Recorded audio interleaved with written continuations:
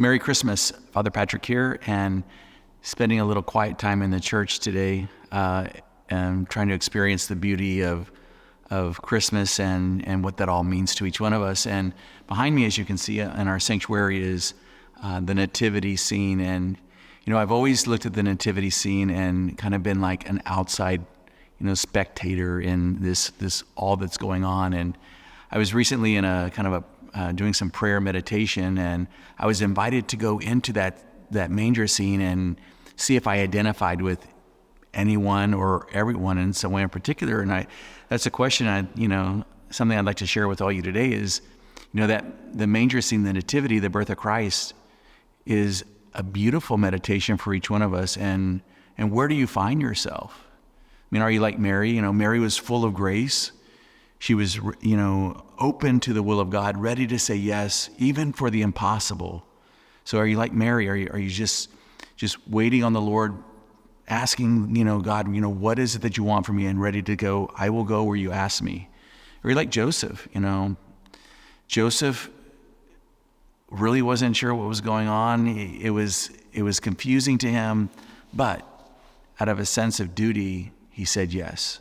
He said, out of his sense of who he was, he may not have understood everything, but he was going to protect that child. He was going to protect Mary. And so, are you like Joseph? Or maybe, you're like the shepherds. The shepherds were the dregs of society. They were not looked upon as though they had any esteem in society.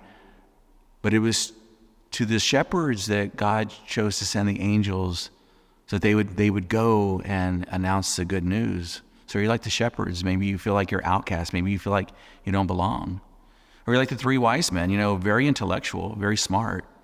But despite all that education, all that stuff that, they knew in their head, something in their heart began to change that made them follow the star. And once they got before the Christ child, they laid down in worship. Very beautiful. Or maybe, you're like the donkey, right? Stubborn. I know what God's will is, but I refuse to follow. I'm going to do my own will, I have to admit, sometimes I'm the donkey. I like my own will, and I stand stubborn, ready to do the will of God. Or maybe you're like the hay. Maybe you're trampled on, forgotten about. And maybe you are, and maybe that is your reality today.